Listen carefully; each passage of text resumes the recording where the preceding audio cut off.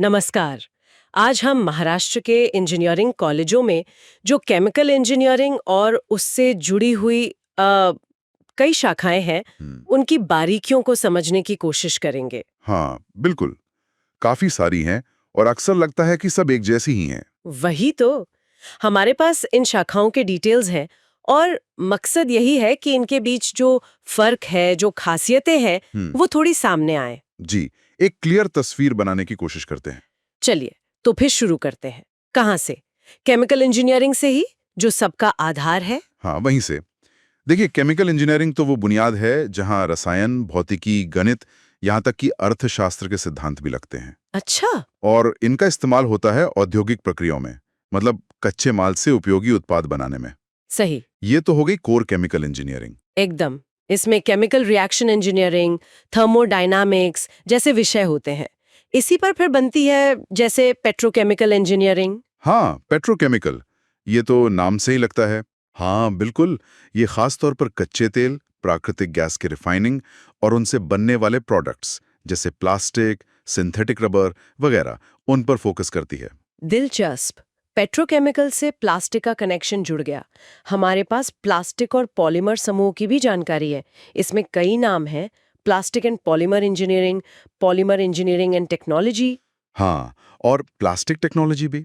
हाँ, plastic technology. ये तो सच में काफी मिलती जुलती लगती हैं। इनमें क्या खास अंतर होगा? देखिए, ऊपर से देखने पर तो ये से प्लास्टिक और पॉलीमर से ही जुड़ी हैं, पर बारीकियां हैं। अच्छा। जैसे कि हो सकता है प्लास्टिक टेक्नोलॉजी थोड़ी ज्यादा प्रैक्टिकल हो, मतलब मैन्युफैक्चरिंग, मोल्डिंग प्रोसेस, मशीनरी पर ज्यादा ध्यान हो। प्रोडक्शन वाली साइड। हाँ, और वहीं पॉलीमर इंजीनियरिंग शायद मटेरियल साइंस में ज्यादा गहरी जाए।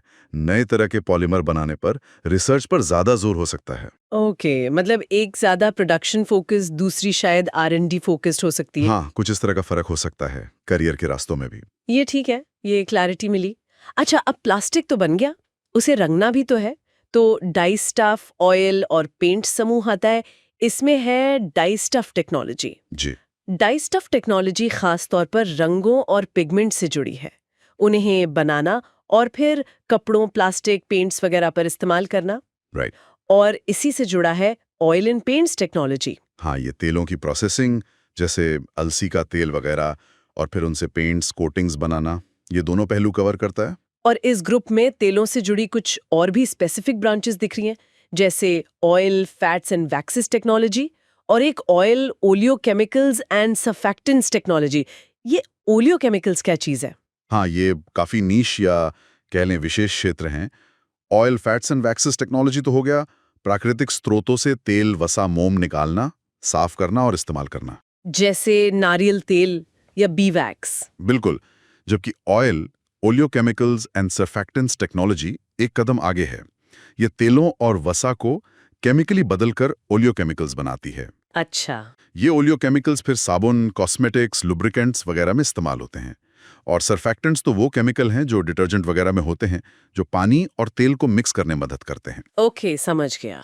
मतलब नेचुरल ऑयल से वैल्यू एडेड केमिकल्स बनाना।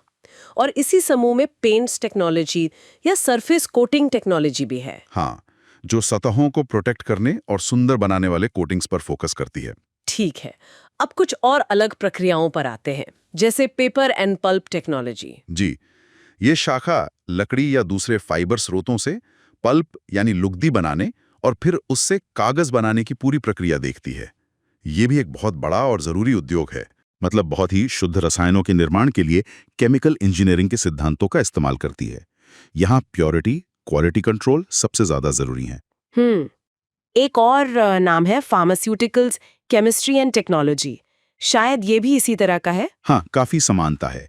फोकस दवा निर्माण और उससे जुड़े रसायन पर ही रहता है। और फिर खाने की चीजों से जुड़ी engineering, food engineering and technology या फूड टेक्नोलॉजी। बिल्कुल, ये भोजन के प्रसंस्करण, उत्पादन, पैकेजिंग, संरक्षण, इन सब से जुड़ी है। कैसे खाना सुरक्षित रहे, पौष्टिक रहे, स्वाद बना रहे। इसमें भी काफी चैलेंज होते होंगे। यकीनन। और एक और इंटरेस्टिंग ब्रांच है फूड टेक्नोलॉजी एंड मैनेजमेंट। अच्छा, मैनेजमेंट भी। हाँ, इसमें टेक्नोलॉजी के साथ साथ बिजनेस वाला एंगल भी जुड़ जाता है, मतलब प्रोडक्ट बनाना भी और उसे बेचना भी। ये भी जरूरी है। और आखिर में बात करते हैं टेक्सटाइल समूह की, टेक्सटाइल इंजीनियरिंग या टेक्नोलॉजी? हाँ, ये तो फाइबर से धागा, धागे से कपड़ा और फिर तैयार गारमेंट या प्रोडक्ट तक की पूरी चेन को कवर करती है। और इसमें भी स्पेशलाइजेशंस है, जैसे fibres and textile processing technology. हाँ, ये फाइबर के गुणों और उनकी प्रोसेसिंग पर ज्यादा फोकस करती है, जैसे कॉटन को कैसे प्रोसेस करें, पॉलिएस्टर को कैसे। एक और है मैन मेड टेक्सटाइल टेक्नोलॉजी। ये सिंथेटिक फाइबर पर होगी। बिल्कुल, नायलॉन, रेयॉन, पॉलिएस्टर जैसे मानव निर्मित फाइबर पर केंद्रित। और एक टेक्निकल टेक्सटाइल्स का भी जिक्र था, ये क्या होता है? ये बहुत दिलचस्प है। टेक्निकल टेक्सटाइल्स वो फैब्रिक्स हैं जिनका मकसद फैशन नहीं बल्कि कोई खास तकनीकी जरूरत पूरी करना है। जैसे कि सड़कों के नीचे बिछाने वाले जियो टेक्सटाइल या फायर फाइटर्स के खास सूट या फिर मेडिकल इम्प्लांट्स में लगने वाला मटेरियल। यहाँ कपड़े की परफॉर्मेंस मायने रखती है, उसका दिखना नहीं। वाह, ये तो बिल्कुल अलग एप्लीकेशन है। हाँ, और आखिर में टेक्सटाइल केमिस्ट्री है जो रंगाई, छपाई, फिनिशिंग जैसे केमिकल प्रोसेसेस को देखती है।